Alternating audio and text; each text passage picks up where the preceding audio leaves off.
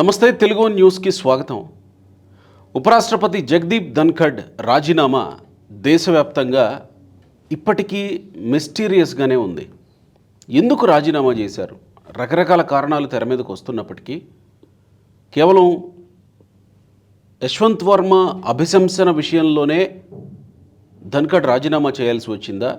గతంలో ఆయన గవర్నర్గా పశ్చిమ బెంగాల్ గవర్నర్గా ఉన్నప్పటి నుంచి ఆయన చేసిన వ్యాఖ్యలను కూడా తెర మీదకు తీసుకొస్తున్నారు. ఒక రకంగా ఈయన మొదటి నుంచి కూడా ఇలాంటి స్వరమే వినిపించారనేది కొన్ని కథనాలు తెర మీదకు వస్తూ ఉన్నాయి. మరి అలాంటి స్వరం వినిపిస్తుంటే ఆయన ఎందుకు ఉపరాష్ట్రపతి చేశారో అర్థం కాని పరిస్థితి. మొత్తానికి ఆయన రాజీనామా చేశారు. ఈ విషయంలోనే మోడీ లేదా కేంద్ర ప్రభుత్వం ఒత్తిడి తీసుకొచ్చి రాజీనామా చేయించిందా అనేది ఒక రకంగా ఇప్పటికీ అసలైన కారణం బయటికి రాలేదు. కానీ ఆయన రాజీనామా లేఖని ఆమోదించడంతో మళ్ళీ ఆ కుర్చీని ఖాళీగా పెట్టకూడదు కాబట్టి మళ్ళీ ఉపరాష్ట్రపతి ఎంపిక ప్రక్రియ ఆల్రెడీ ప్రారంభం అయిపోయింది. చాలామంది పేర్లు వినబడుతూ ఉన్నాయి. ఇటు కాంగ్రెస్ పార్టీ నుంచి శశి థరూర్ పేరు కూడా వినబడుతుంది, కొత్తగా చేరింది. చంద్రబాబు పేరు కాసేపు వినబడింది. తర్వాత కేసీఆర్ పేరు కూడా వినబడుతూ ఉంది. అసలు ఎవరు ఉపరాష్ట్రపతి కాబోతారు? నితీష్ కుమార్ పేరు వినబడింది. ఇంకా ఎవరు కాబోతారు అనేది ఇప్పుడు సస్పెన్స్ ప్రస్తుతానికి. అది మిస్టీరియస్, ఇది సస్పెన్స్. ఒకసారి ఈ ఉపరాష్ట్రపతి రాజీనామా వెనుక కారణాలని విశ్లేషించడంతో పాటు ఎవరు కాబోతారు ఉపరాష్ట్రపతి అనే విషయాల్ని మధుసూదన్ రెడ్డి గారితో చర్చించే ప్రయత్నం చేద్దాం. ప్రముఖ రాజకీయ సామాజిక విశ్లేషకులు అండ్ కాన్స్టిట్యూషన్ గురించి పరిశోధించే వ్యక్తి కూడా. నమస్కారం మధుసూదన్ రెడ్డి గారు. నమస్తే గోపి. ఇదే కారణమా, ఇంకేమన్నా కారణాలు ఉండి ఉండవచ్చా? మీ పరిశోధన ఏంటి? అభిశంసన తీర్మానంలో ఆయన వ్యవహరించిన తీరే కారణమా? 100% ఏంటంటే స్వతంత్రంగా వ్యవహరించేటటువంటి లీడర్ల పట్ల, తర్వాత అధికారాల పట్ల ఈ మధ్య నచ్చటంలే ముఖ్యమంత్రులకి, ప్రధానమంత్రులకి. ఇప్పుడు ధన్ఖడ్ గారు న్యాయశాస్త్రాన్ని బాగా పరిశోధన చేసి న్యాయశాస్త్ర పట్టభద్రుడు, న్యాయశాస్త్ర కోవిదుడు. అతనికి భారత రాజ్యాంగం పట్ల కానీ న్యాయశాస్త్రాల పట్ల కానీ పరిపూర్ణమైనటువంటి అవగాహన ఉన్నటువంటి వ్యక్తి. కాబట్టి ఎవడు ఎన్ని అనుకున్నా కూడా ఒక టిఎన్ శేషన్ లాంటి వ్యక్తి. టిఎన్ శేషను ఎలక్షన్ కమిషనర్గా ఉంటే రాజకీయ నాయకులకి ఇది పడ్డాయి. ధన్ఖడ్ కూడా ఆయనకున్నటువంటి విస్తృత అధికారాలను ఆయన ఉపయోగించుకున్నాడు. అందువల్ల ఏంటంటే ఈ బాగా విజ్ఞాన కోవిదులు పనికిరారన్నమాట వాళ్ళకి. నీ కాళ్ళు మొక్కుతా బాంచన్ అంటే పేరుకే ప్రజాస్వామ్యం కానీ రాజరిక వ్యవస్థలోకి వెళ్ళిపోయింది భారతదేశం అని చెప్పుకోవచ్చు. అంటే దేన్ని పరిగణలోకి తీసుకొని మీరు ఈ మాట అనగలుగుతారు? ఖచ్చితంగా చెప్పగలను నేను. ఇప్పుడు ఏంటంటే స్వతంత్ర భావాలు బెదిరించి రాజీనామాలు చేపించడం, వాళ్ళు ఏంటంటే ఎదుర్కొనలేక మనకెందుకులే ఏదో ఒక రకంగా ఇరికిస్తారు. నేను సుప్రీంకోర్టు కూడా వ్యాఖ్యానించింది కదా తమిళనాడు వ్యవహారంలో. ఉసుకోమంటే ఈడీని పంపిస్తారు, సిబిఐని పంపిస్తారు, కన్వెక్షన్లు ఏం పడవు. వాళ్ళకు అనుకూలంగా ఉన్నంతసేపు దేశ సంపదను లూటీ చేసినా కౌగిలించుకుంటారు, ముద్దులు పెడతారు, బ్రహ్మాండంగా ఉంటుంది. కర్ణాటక తమిళనాడు విషయంలో కూడా వాళ్ళకి. ఎందుకంటే రాష్ట్రాల్లోనేమో ఏసీబీ సిఐడి ఉంటుంది రాష్ట్రాల్లో, దేశంకి వచ్చేళ్ళకి సిబిఐ ఈఐడి ఉంటుంది. ఏడ హోంశాఖ కింద ఉన్నట్టు ఆడ హోంశాఖ కింద ఉంటాయి. అయ్యేం స్వతంత్ర దర్యాప్తు సంస్థలు కానీ కాదు. అందరూ ఏమనుకుంటారంటే భారతదేశంలో ఈడీ సిబిఐ స్వతంత్ర దర్యాప్తు సంస్థలని అందరూ అనుకుంటారు, కానీ కాదు. ఎందుకు ఈ ఈడీ కేసులతో, ఇన్కమ్ ట్యాక్స్ కేసులతో, ఈ సిబిఐ కేసులతో మనం న్యాయం పక్కన నిలబడి మనం ఎందుకు బలైపోవాలని చెప్పి ధన్ఖడ్దైతే బలవంత రాజీనామా. కారణం ఏంటంటే వాళ్ళు చెప్పినట్టు ఇన్లా. ఇప్పుడు అలహాబాద్ హైకోర్టు జడ్జి ఇంట్లో డబ్బులు దొరికినాయి. ఇంతవరకు దాని మీద అన్నీ మూసేసినాయి ఛానళ్ళన్నీను. ఒక జడ్జిని ఏ విధంగా తొలగించాలా అన్న పాయింట్ ఆఫ్ వ్యూలో తీసుకుంటున్నప్పుడు భారత పార్లమెంటుకి అధికారాలు ఉన్నాయి. భారత పార్లమెంటు అధికారాలు ఉన్నప్పుడు అభిశంసన తీర్మానం ప్రవేశపెట్టాల్సి ఉంది. ఎక్కడ? రాజ్యసభలోనా లోక్సభలోనా? ఇక్కడ భారత పార్లమెంట్ అంటే 2 సభలు ఉంటాయి. ఒకటి ఎగువ సభ, 2 దిగువ సభ. ఎగువ సభ అన్నాళ్ళకే పెద్దల సభ. పెద్దల సభలో మేధావి వర్గం ఉంటుంది. ఒకప్పుడు మేధావి వర్గం ఉండేది, ఇప్పుడు అంతా మేధావులన్నీ చేరినాయి. మేధావి వర్గం లేదు. పెద్దల సభలో బ్యాంక్ రాబర్లు, తర్వాత తర్వాత క్యాపిటలిస్టులు, దేశాన్ని దొంగతనం చేసిన వాళ్ళు ఇప్పుడు పెద్దల సభలో ఉండేది. రాష్ట్రంలో పెద్దల సభ అంటే ఏంది? ఎమ్మెల్సీల్లో ఎవరు ఉంటారో రౌడీ షీటర్లో వీళ్ళు ఎమ్మెల్సీలుగా ఎన్నికవుతారు. రాజకీయ నిరుద్యోగులు, మేధావి వర్గం కోసం ఏర్పాటు చేశారు ఆ పెద్దల సభ అనేది ఒకప్పుడు. మంచి అంటే ఇప్పుడు కొంతమంది, ఇప్పుడు మన్మోహన్ సింగ్ 10 సంవత్సరాలు దేశానికి ప్రధానమంత్రిగా పనిచేశాడు. డాక్టర్ మన్మోహన్ సింగ్ మంచి ఎకనామికల్ ఎక్స్పర్ట్. కాబట్టి ఆయన ఉన్నప్పుడు 10 సంవత్సరాల పాటు దేశము ఏ విధంగా పురోగభివృద్ధి చెందింది, ఆయన ఉన్నప్పుడు జీడిపి రేషియో ఎలా ఉన్నది, ఆయన ఉన్నప్పుడు అప్పులు ఎన్ని ఉన్నాయి, 2004 నుంచి 2014 మధ్యలో మొత్తం సెన్సస్ తీసుకోండి, మీకే అర్థమవుతుంది. కాకపోతే ఏంటంటే ఇక్కడ వచ్చేసరికి 2014 నుంచి 2024 మధ్య ఇవాళ దేశంలో అప్పు ఎంత ఉందో చూసుకోండి. ఇవన్నీ ప్రశ్నించకూడదు అన్నమాట. అందువల్ల ఇప్పుడు ఒక జడ్జి రెడ్ హ్యాండెడ్గా దొరికిపోతే నోట్ల కట్టలతోటే వాడిని అభిశంసన చేయటం కూడా దానికేడు తప్పు అంటే ఎట్లా? అంటే ఎవరిని కాపాడాలనుకుంటారు? కేవలం ఏంటంటే ఆ జడ్జి గారి కేసు అభిశంసన తీర్మానానికి ఆయన ఆమోద ముద్ర వేసిండు కాబట్టి దానికి వచ్చిన కష్టం ఆయనకి. అంటే వీళ్ళు కూడా సిద్ధం అయ్యారుగా, బీజేపీ వైపు నుంచి అధికార పార్టీ కూడా సిద్ధం. ఆయన రాజ్యసభలో పెట్టి ఆయన పాస్ చేయకుండా ఉంటే ఈ దౌర్భాగ్యం పార్లమెంట్కి రాదు కదా. మీకు అర్థం చేసుకోండి. అదే ఆడ ప్రవేశపెట్టారు దాన్ని మొట్టమొదట రాజ్యసభలో ప్రవేశపెట్టాలి దాన్ని. ఆ నుంచి లోక్సభకు రావాలా. అందువల్ల అది మేకైపోయింది ధన్ఖేడ్ గారికి. కాబట్టి నువ్వు స్వతంత్రంగా 3 రకాలుగా రిజగ్నేషన్ చేస్తారు. ఉపరాష్ట్రపతి ఎవడన్నా చేస్తాడా? ఎవడికి ఎందుకు చేస్తారు? 1 ఆరోగ్యం బాగలేకపోతే చేస్తారు, 2 మరణిస్తే ఖాళీ అవ్వద్ది, 3 వాడు ఏదన్నా అవినీతికి పాల్పడి ఉంటే ఖాళీ కావాలా. ఆయనకేమన్నా ఆరోగ్యం ఏమన్నా చెడిపోయిందా? ఎయిమ్స్ ఆల్ ఇండియా మెడికల్ సైన్స్కి పోయి మెడికల్ టెస్టులు తీయండి, ఆయనకు ఇంగ్రీడియంట్స్ మొత్తం ఆయన ఏమన్నా పని చేయకుండా పోయినాయా? శరీర అవయవాలు ఏమన్నా మెంటల్ ఉందా ఆయనకి? ఏమన్నా బలవంతంగా రాజీనామా చేయించారు. అతను మంచి లా చదువుకున్నాడు కదా. వీళ్ళిద్దరు ఏం చదువుకున్నారు? ఏ యూనివర్సిటీలో పోయి చదివారు? అది చెప్పను, కరెక్ట్ కాదు. కాబట్టి అతను ఏంటంటే పదవి విరమణ చేయించారు, రాష్ట్రపతి ముద్ర గుద్దింది, అయిపోయింది అంతే. ఒక రోజులోనే ఆమోదం కూడా అయిపోయింది. ఆర్టికల్ భారత రాజ్యాంగం మనం చెప్పుకుంటాం, ఆర్టికల్ 63 నుంచి ఆర్టికల్ 67 దాకా చదువుకుంటాం. ఇంకేమధ్య ఆర్టికల్ 63 నుంచి ఆర్టికల్ 67 దాకా చదువుకుంటారు. చదువుకొని మళ్ళీ కొత్త ఆయన ఎన్నిక చేస్తారు. ఆ ఎన్నిక ఇంకొక రాజకీయ నిరుద్యోగి వచ్చి ఆ సీట్లో కూర్చుంటారు. అంటే భారత పార్లమెంట్లో ఇక్కడ సమస్య ఏంటంటే రాష్ట్రపతి ఎన్నిక డిఫరెంట్గా ఉంటుంది, ఉపరాష్ట్రపతి ఎన్నిక డిఫరెంట్గా ఉంటుంది. ఈ ఉపరాష్ట్రపతి ఎన్నిక ఏంటంటే పార్లమెంటు ఉభయ సభల్లో వాళ్ళు ఉంటారు కదా, అంటే లోక్సభలో ఉండేటటువంటి వాళ్ళు, రాజ్యసభలో ఉండేటటువంటి ఎంపీలు ఓటింగ్ వేస్తారు, ఓటింగ్ ద్వారా ఎన్నుకుంటారు. ఇప్పుడు ఏం చేస్తారు? వ్యక్తిత్వం అనేది ఒకటి ఉంటుంది ప్రతి ఎంపీకి కూడా, పార్టీ నిర్ణయానికి మేలుగా ఓటేస్తారు. ఇది ఎంపీలకు ఉన్నటువంటి, మన రాజ్యాంగం రాసినప్పుడు పెద్దలు ఆ విధంగా ఊహించుకోవాలా. పార్టీ చెప్పినట్టు ఓటేయమని చెప్పి కాదు. ఉపరాష్ట్రపతి ఎన్నుకుండేటప్పుడు ఏం చేయాలా? మనస్సాక్షినికి ఆత్మప్రబోధసారం ఓటేయాల. అది లేదు ఈ రోజుల్లో. ఇప్పుడు అదే రాష్ట్రపతి ఎన్నిక జరిగేటప్పుడు ఏంది? రాష్ట్ర శాసనసభ సభ్యులు కూడా ఓటేస్తారు, ఓటింగ్లో పాల్గొంటారు, ఎమ్మెల్సీలు ఓటింగ్లో పాల్గొంటారు, తర్వాత ఎంపీలు ఓటింగ్లో ఎగువ సభ దిగువ సభల్లో ఉన్నట్టు రాష్ట్ర శాసన నిర్మాణ సభలో ఉండేటటువంటి వాళ్ళు. అదేవిధంగా మీకేందంటే ఈ ఓటింగ్ ప్రక్రియ కూడా ఏంటంటే ఎలక్షన్ కమిషన్ ఆఫ్ ఇండియా ఒక చర్చ పెట్టేసి, నా ఉద్దేశం ఏంటంటే రాష్ట్రపతిని ఎన్నుకునేటప్పుడు ప్రొఫెసర్లకి ఓటు హక్కు కలిగించాల. ఆల్ యూనివర్సిటీ వైస్ ఛాన్సలర్లకి, ప్రొఫెసర్స్కి, ఆడిటర్లకి, డాక్టర్లకి, తర్వాత హైకోర్టులో పనిచేస్తున్నటువంటి జడ్జీలకు కూడా ఓటు హక్కు కల్పించాల.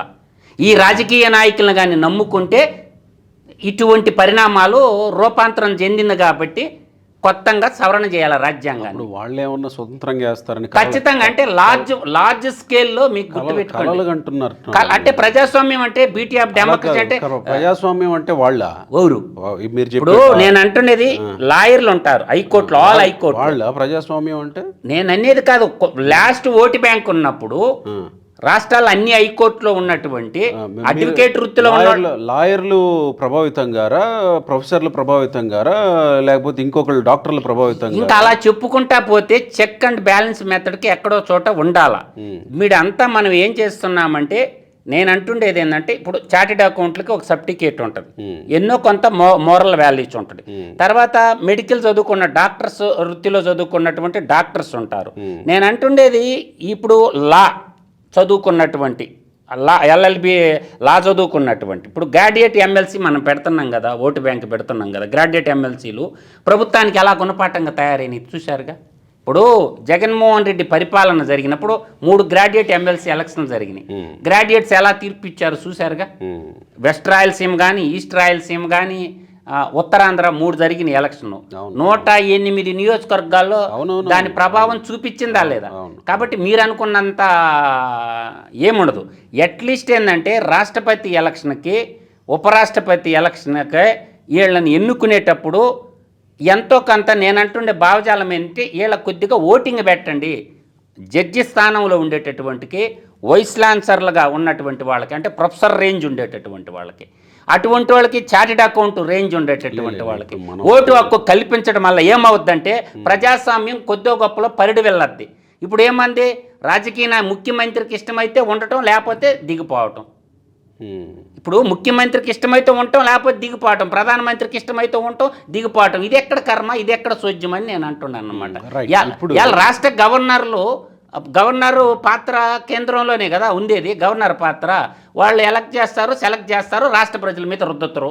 ఆ గవర్నర్కి రాష్ట్రానికి ఏమన్నా సంబంధం ఉంటుందా?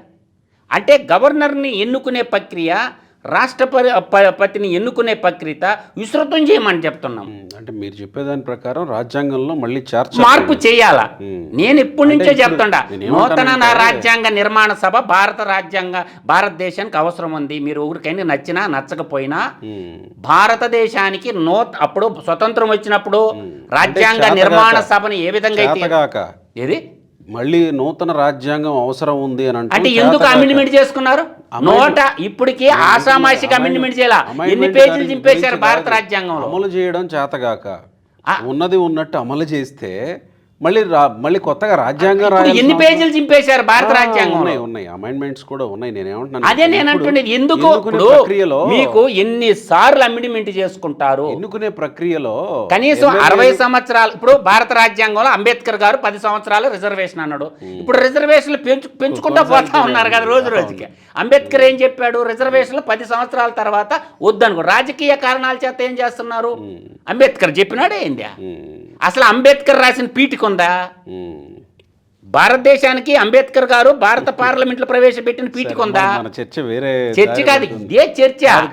ఇప్పుడు ఏంటంటే రాష్ట్రపతిని ఇద్దరే నాకు దృష్టిలో మంత్రులు ఈ దేశంలో. మంత్రిమండలి అంతా అంబక్కో, నేను నమ్మటం లేదు. మంత్రిమండలి అంతా అంబక్కో. రాష్ట్రాల ముఖ్యమంత్రి, దేశానికి ప్రధానమంత్రి, వాళ్ళిద్దరు ఏం దలుచుకుంటే అదే అవుతుంది. CM office, PM office, acting, ఇంకా మిగతాదంతా డమ్మీ అయిపోయింది. ఇది కాదు కదా పెద్దల కళలు కన్నది. ఇప్పుడు ఎవరికి అవకాశాలు ఉంటాయి? నితీష్ కుమార్ అని, కేసీఆర్ ఏ రాయి అయితేనేమో పొళ్ళోడు కొట్టుకోవటానికి. ఇప్పుడు న్యాయ కోవిదుడినే ఉంచలా, ఏ రాయి అయితేనేమి పొళ్ళోడు కొట్టుకోవటానికి. భారతదేశ ప్రజాస్వామ్యాన్ని పరిరక్షించాలంటే ఒకే రాష్ట్రం నుంచి ప్రధానమంత్రి, ఒకే రాష్ట్రం నుంచి హోంమంత్రి ఎలా ఉంటారండి? ఇది ఎక్కడ రాజనీతి అంటారా? ఒకే రాష్ట్రం నుంచి దేశ ప్రధాని, దేశాన్ని పరిపాలించి హోంమంత్రి ఎలా ఉంటారండి? ఇది కరెక్ట్ కాదు కదా ప్రజాస్వామ్యం అంటే. ఎందుకు ఉండాలా? మిగతా రాష్ట్రాల్లో అంత క్యాపబిలిటీ, అంత కెపాసిటీ ఉండేటటువంటి ఎంపీలు లేరా? అంత క్యాపబిలిటీ, అంత కెపాసిటీ ఉండేటటువంటి వాళ్ళు ఎవరు లేరా? అంటే ఒకే జిల్లా నుంచి ముఖ్యమంత్రి, ఒకే జిల్లా నుంచి హోంమంత్రి పెట్టుకొని ఏం చేయాలనుకుంటారు దేశాన్ని? దేశం వైపు చూసినప్పుడు పక్క రాష్ట్రాల నుంచి ఎలక్షన్ చేయొచ్చు కదా. హోంశాఖ, హోమ్ మినిస్టర్ అంటే ప్రధానమంత్రి కూడా అరెస్ట్ చేసే రైట్స్ ఉంటాయి హోమ్ మంత్రికి. హోం మంత్రి ఏమవుతానంటే వాళ్ళ చేతిలో కీలు బొమ్మలాగా పెట్టుకుంటారు హోమ్ మినిస్టర్ని. ఇప్పుడు రాష్ట్రాల్లో కూడా అలాగే అయింది కదా, హోంమంత్రికి పవర్స్ అంటే పవర్లెస్ హోంమంత్రిగా తయారయ్యారు. హోంమంత్రికి ఎంత పవర్ ఉంటుందో తెలుసా? ముఖ్యమంత్రిని కూడా అరెస్ట్ చేసి జైల్లో పెట్టచ్చు హోంమంత్రి, పవర్ఫుల్ హోంమంత్రిగానైతే. అంటే ఇప్పుడు జగన్మోహన్ రెడ్డి ఎలా కొనసాగించాడు అలానే కొనసాగిస్తున్నారు అంటారు. అన్ని రాష్ట్రాలు అలాగే తయారైనాయి గోపి గారు, మీకు అర్థం కావటం లేదు. బాగా చూసుకోండి. కడప నుంచే సిఎస్, కడప నుంచే డీజీపీ, కడప నుంచే ముఖ్యమంత్రి. ఆ దౌర్భాగ్య పాల గురించి ఎందుకు అడగతావులే? నీకు అది చూడాలంటే కలికాల జగనాసురుడి పాలన కాలం, కలికాలము అంటే మీకు మొత్తం ఆల్ డిపార్ట్మెంట్ చూసుకో, మొత్తం కడప గ్యాంగ్ మొత్తం గవర్నమెంట్లో ఉన్నది, all department heads, chief secretary తీసుకో, బేవరేజ్ కార్పొరేషన్ ఎండి తీసుకో, గనుల శాఖ డైరెక్టర్ని తీసుకో, మొత్తం ఏ టు జెడ్ రాజేంద్రనాథ్ రెడ్డిని తీసుకో, మొత్తం కడప గ్యాంగ్ సీమాంధ్ర నేల మీద పడి ఏం చేయాలో, అసురుల పాలన ఎలా ఉంటుందో అలా చూపించారు.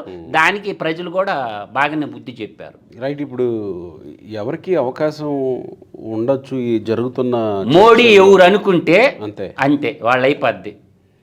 మోడీ ఎవరు అనుకుంటే వాళ్ళే. అంటే రాజ్యసభలో ఓటింగ్ ఉండాలి కదా. ఓటింగ్ ఏముందబ్బా, ఇప్పుడు చంద్రబాబు నాయుడు కాదని వాళ్ళు ఎంపీలు పక్కన ఓటేస్తారా చెప్పండి? మెజారిటీ ఉండాలిగా. అదే నేను అదేగా చెప్తున్నా, వాళ్ళకి ఆత్మగౌరవం లేదు. ఎంపీలు ఆత్మ ప్రబోధానుసారం ఓటేయటం లేదు. మనం ఒక ఉపరాష్ట్రపతిని మనం ఎన్నుకుంటున్నాము. ఉపరాష్ట్రపతి అంటే ఎవరు? రాజ్యసభకి చైర్మన్. మరి ఇప్పుడు మరో 7 రాజ్యసభ స్థానాలు వైసీపీకి ఉన్నాయిగా. వైసీపీ ఇప్పుడు మోడీ చెప్పిన వాళ్ళకి వేస్తుందా? ఖచ్చితంగా వేస్తారు. ఏడేయమంటే ఆడేస్తారు. గతంలో ఎన్ని బిల్లులు వచ్చినాయి తెలుసు నీక? భారత పార్లమెంట్లో జగన్మోహన్ రెడ్డి ముఖ్యమంత్రిగా ఉన్నప్పుడు భారత పార్లమెంట్లో వచ్చిన ప్రతి బిల్లుకి ఓటేశారు. ఎందుకే లేదు నాకు చెప్పమని చెప్పు. వేశారు, ప్రతి బిల్లుకి వేశారు వాళ్ళు. భారత పార్లమెంట్లో ఎన్ని బిల్లులు ఇస్తే అన్ని బిల్లులకు అనుకూలంగా ఓటేశారు. వాళ్ళు వ్యతిరేకిచ్చింది ఎప్పుడో నాకు చెప్పరాదా? జగన్మోహన్ రెడ్డి వ్యతిరేకిచ్చింది ఎప్పుడో నాకు చెప్పమను. ట్రిపుల్ తలాక్ ఎందుకు ఇప్పుడు నామినేషన్ ఏమను? ట్రిపుల్ తలాక్ వేశారా? అన్నిటికీ వేశారు, ప్రతి బిల్లుకి వేశారు. ఎన్ని బిల్లులు వస్తే అన్ని బిల్లులకు ఓటింగ్ వేశారు. ఒక రకంగా ట్రిపుల్ తలాక్ మంచిదే అంటారు కదా. అది మంచిదే. మంచి ఇప్పుడు నేను అనేది ఏంటంటే, ఇప్పుడు నామినేషన్ ఏవయ్యా నామినేషన్ ఏది మోడీకి వ్యతిరేకంగానా? నామినేషన్ అంటే ప్రజాస్వామ్యం ఉద్ధరించేవాళ్ళు కదా. మీ దగ్గర మేధావులు లేరా? కూటమికి అంటే వ్యతిరేకంగా మహా మేధావులు ఉన్నారు కదా. ఉపరాష్ట్రపతికి నామినేషన్ ఏముందో సంతకాలు పెట్టించాడు. ఏంటి జగన్మోహన్ రెడ్డి ఈరుడు ధీరుడు కదా, వేయరాదా నామినేషన్? నీ ఎంపీల చేత వేపిరాదా? ఒక నామినేషన్ వేపిస్తే పోద్ది కదా ఉపరాష్ట్రపతిగా. ఎవరు సుబ్బారెడ్డి, వైవి సుబ్బారెడ్డి ఎవరో ఒకరు అబ్బా ఏంటి అబ్బా, వీళ్ళు చదువుకున్న వాళ్ళు లేకుండా ఉన్నారు, అప్పుడు మేధావులు ఉన్నారు కదా. యువజన శ్రామిక రైతు పార్టీలో మేధావులు కొరవేముంది? ఒకరేంటి నామినేషన్ వేయండి. నేను అంటుండే పాయింట్ అది కాదు, గుర్తుపెట్టుకోండి మీరు. రాజ్యసభలో ఉండేది అది పెద్దల సభని గద్దల సభగా మార్చారు. అన్ని రాజకీయ పార్టీలు ఆలోచించుకోమని చెప్తున్నాను. ఓటింగు విసురు స్థాయి పెంచమని చెప్తున్నాను. అట్లీస్ట్ ఆడిటర్లకి, ప్రొఫెసర్లకి, అంటే యూనివర్సిటీ వైస్ ఛాన్సలర్లు ఉంటారా, వైస్ ఛాన్సలర్స్కి, అటువంటి వాళ్ళకన్నా మేధావి వర్గాల కన్నా ఓటు కలిపిమని ప్రజాస్వామ్యాన్ని నిలబెట్టమని అడుగుతున్నా నేను. మీ ఇష్టం వచ్చినట్టు మీరు కొంచెం రాజ్యాంగానికి ఎన్నో సవరణలు చేశారు కదా, ఆ ఒక్క సవరణ చేసి ఎలక్షన్ కమిషన్కి పంపించండి. ఇప్పుడు ఇవాళ సుప్రీంకోర్టు అడిగింది కదా, ఏమని అడిగింది? 14 ప్రశ్నలు సంధించింది. ఎవరు? రాష్ట్రపతి గారు. 14 ప్రశ్నలు సంధిస్తే ఒక చిన్న జడ్జిమెంట్ ఇస్తే, దేశ అత్యున్నత న్యాయస్థానం ఒక జడ్జిమెంట్ ఇస్తే దాన్ని ప్రశ్నిస్తున్నారు రాజకీయ పార్టీలు, ప్రభుత్వాలు ఏర్పాటు చేసుకొని. అంటే సుప్రీం పవర్ ఎందుకు ఇచ్చారు? రాజ్యాంగం వైలేషన్ జరుగుతున్నప్పుడు రాజ్యాంగాన్ని పరిరక్షించాల్సింది సుప్రీంకోర్టే. దేశాన్ని కాపాడాల్సింది, న్యాయాన్ని, రాజ్యాంగాన్ని రక్షించాల్సింది అత్యున్నతమైన న్యాయస్థానం. అందుకని సుప్రీం పవర్ కూడా వాడనీయకుండా చేస్తారుగా రాజకీయ నాయకులు. ఇవాళ ఏంటంటే బిల్లులు ఎత్తుకొని పోయి గవర్నర్ కాడ ఎట్ట పెట్టుకుంటారా? దానికి ఏం టైం బాండ్ ఉండదా?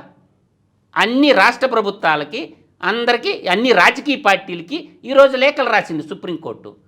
టైం బాండ్ ఉండాలా వద్దా మీ అభిప్రాయం చెప్పమని అడిగింది. సుప్రీంకోర్టు ఏమని చెప్పింది? గవర్నర్ దగ్గర కేంద్ర ప్రభుత్వం రాష్ట్ర ప్రభుత్వం మీద, ఇప్పుడు ఫెడరల్ సిస్టంలో ఏం చేయాలంటే కేంద్ర ప్రభుత్వం పనులు కేంద్ర ప్రభుత్వం చేయాలి, రాష్ట్ర ప్రభుత్వం పనులు రాష్ట్రం. వాళ్ళకి నచ్చని ప్రభుత్వం ఉంటే కేంద్ర ప్రభుత్వం ఏం చేస్తుంది? తొక్కి పెడుతుంది. గవర్నర్ని అడ్డంగా పెట్టుకొని రాష్ట్ర ప్రభుత్వాలని డెమాలిష్ చేస్తుంది. దాని మీద ఏం చేశారు? తమిళనాడు వాళ్ళు కోర్టుకు పోయారు. తమిళనాడు వాళ్ళు కోర్టుకు పోయినారు కాబట్టి సుప్రీంకోర్టు వ్యాఖ్యానిస్తే దానికి రాష్ట్రపతి చేత లెటర్ రాపిచ్చారు. అంటే టైం బాండ్ ఉండదా? ఫైల్ ఏదో ఒకటి రిజెక్ట్ ముద్ర అన్న వేయాలా, లేకపోతే రిజెక్ట్ అన్న చేయాలి, ఏదో ఒకటి చేయాలి కదా. నీ కింద ఎట్ట పెట్టుకుంటావు? నీకు చదువు రాదనుకో, గవర్నర్గా ఉండేవాడు చదువుకోవాలా. ఆ రాష్ట్ర అత్యున్నతమైనటువంటి గవర్నరు న్యాయమూర్తి దగ్గరికి న్యాయ సమీక్షకు పంపించు, వాళ్ళు చెప్పినట్టు నిర్ణయం తీసుకోవచ్చు కదా గవర్నరు. కాదు, నీకు మీరేమో ప్రజాస్వామ్యం గురించి మాట్లాడతారు, మాట్లాడేదేమో ఇలా మాట్లాడేది. నేను ఒక మాట, గవర్నర్ కింద ఎన్ని రోజులు ఫైల్ పెట్టుకుంటారు? నేనేమంటాను, నీకు మంచి సజెషన్ ఇస్తుండా. నీ దగ్గర పెట్టుకునేదానికంటే నీకు అవగాహన లేనప్పుడు, అవగాహన రాహిత్యం నీకున్నప్పుడు, రాష్ట్రంలో అత్యున్నత న్యాయ వ్యవస్థ ఉంది.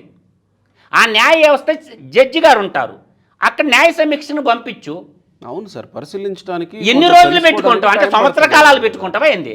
ఎన్ని రోజులు పరిశోధిస్తావు, ఎన్ని రోజులు పరిశీలిస్తావు, ఎన్ని రోజులు కాలాతీతం చేస్తావు? నీ దగ్గరికి ఫైల్ వచ్చినప్పుడు నువ్వు నీతిమంతుడు అయితే, నువ్వు దేశభక్తుడు అయితే, రాజ్యాంగ పరిరక్షుడు అయితే ఏం చేయాలా? నువ్వు దాన్ని ఇమ్మీడియట్గా ఏం చేయాలా? సంబంధించిన శాఖలకు పంపించేసి ఆమోదం తీసుకొని, దాంట్లో రాజ్యాంగ చట్టబద్ధంగా ఉందా, న్యాయ సూత్రాలకు విరుద్ధంగా ఉందా తీసుకొని రిజెక్ట్ అనడానికి చేయలేక ఆమోదాన్ని ఆమోదించు. అది చెయ్యాలి. కానీ ఎవడో చెప్పిండని నీ కింద ఎలా పెట్టుకుంటావు? ఫైల్ ఎట్ట తొక్కి పెడతావు? అది తీవ్రమైన నేరంగా పరిగణించి సుప్రీంకోర్టు వ్యాఖ్యానించింది. టైం బాండ్ ఉండాలా వద్దా? ఇప్పుడు సంఘటనలో పోయినాయి రాజకీయ పార్టీలు. భారతదేశంలో రిజిస్టర్డ్ పార్టీలు ఏవైతే ఉన్నాయో వీళ్ళందరూ ఇప్పుడు ఇవ్వాలా, ఉండాలా వద్దా? టైం బాండు ఖచ్చితంగా ఉండాలనే ఇస్తారు అందరూ, ఖచ్చితంగా ఉండాలనే ఇస్తారు టైం బాండ్. సరే, దానికి అడిగింది సుప్రీంకోర్టు, కేసులకు టైం బాండ్ వద్దా? ఖచ్చితంగా కావాలిగా. దానికి ఎందుకు అడగలేదు సుప్రీంకోర్టు? ఇప్పుడు ఈడీ సిబిఐ కేసులకి టైం బాండ్ వద్దా? మరి అది రాజకీయ పార్టీలు జడ్జిమెంట్లకు టైం బాండ్ వద్దా? అది కూడా అడగాల రాజకీయ పార్టీలు. సుప్రీంకోర్టు అడిగితే ఏం చెబుతాయి రాజకీయ పార్టీలు? నేననే వ్యాలిడ్ పాయింట్ గుర్తుపెట్టుకోండి. సరే, మీరు ఈడీ కేసులు నమోదు చేశారు, సిబిఐ కేసులు నమోదు చేశారు, వాటికి వద్ద టైం బాండా? వాటికి కూడా అడగండి. దేశ అత్యున్నతమైన మిలాడ్ అంటే అర్థమైంది. ఓ దేవుడా, జడ్జిల్ని దేవుడి కాడికి కొలిచేది, ఇద్దరిని దేవుళ్ళతో కంపేర్ చేసేది. ఒకరు డాక్టర్ని, రెండు జడ్జిల్ని. మేము అడుగుతున్నాం సామాన్య ప్రభులుగా, ఈ భారతీయ భరతమాత కన్నా తల్లి ముద్దు బిడ్డలుగా మేము అడుగుతున్నాం జడ్జిల్ని, ఏం ఈడీ సిబిఐ కేసులకు టైం బాండ్ వద్దా? దానికి కూడా అడగండి. మీరు ఇచ్చేటటువంటి ఒక కేసుకి టైం బాండ్ వద్దా? మీరు జడ్జిమెంట్లకు టైం బాండ్ వద్దా? దానికి కూడా అడగండి. అంటే దీనికి ఒక్కదానికి అడిగారు, ఓకే, వాటికి కూడా అడగండి. జడ్జీలు ఇచ్చేటటువంటి జడ్జిమెంట్లకు కూడా టైం బాండ్ ఉండాలా వద్దా అనేది కూడా పొలిటికల్ పార్టీల్ని అందరిని అడగమని నేను చెప్తున్నాను. కాబట్టి ఏంటంటే నేనైతే ఒకటే చెప్తుండా, నూతన రాజ్యాంగ నిర్మాణ సభ ఏర్పాటు చేయాలి భారతదేశంలో. ఎందుకంటే ఇప్పుడు కొత్త కొత్త టెక్నాలజీ వచ్చింది, ప్రపంచం ఎన్నో అప్పుడున్న కాలానికి ఇప్పుడున్న కాలానికి చాలా డిఫరెంట్ అయిపోయింది. కాబట్టి కొత్తగా నూతన రాజ్యాంగ నిర్మాణ సభ ఏర్పాటు చేసి, స్వతంత్రం వచ్చినప్పుడు ఏ విధంగా అయితే రాజ్యాంగాన్ని రచించుకున్నామో నూతన రాజ్యాంగ నిర్మాణ సభ జరిపి భారతదేశానికి కొత్త రాజ్యాంగాన్ని నిర్మాణం చేసుకుంటే తప్ప ఈ అవినీతి పరులైన రాజకీయ నాయకుల పట్ల, ఈ అవినీతి పరులైన అటువంటి ఇప్పుడు అవినీతి పరులైన అధికారుల పట్ల ఈ శిక్షలు కఠినంగా శిక్షలు ఏర్పాటు చేయాలంటే నూతన రాజ్యాంగ నిర్మాణ సభ జరగాల, కేసులకు కూడా టైం బాండ్ పెట్టాలా, జడ్జిమెంట్లకు కూడా టైం బాండ్ పెట్టాలా. ఈ జడ్జిల్ని సెలెక్ట్ చేసుకునేది ఏంటి? ఇది ఎక్కడ రాజనీతి? అందువల్ల ఏంటంటే భారతదేశ వ్యవస్థను మొత్తాన్ని కూడా ప్రక్షాళన చేయాలా. నూతన రాజ్యాంగ నిర్మాణ సభ జరిగితే తప్ప వీటన్నిటికీ ఓటింగ్ కూడా విస్తృతపరచాలా. రైట్.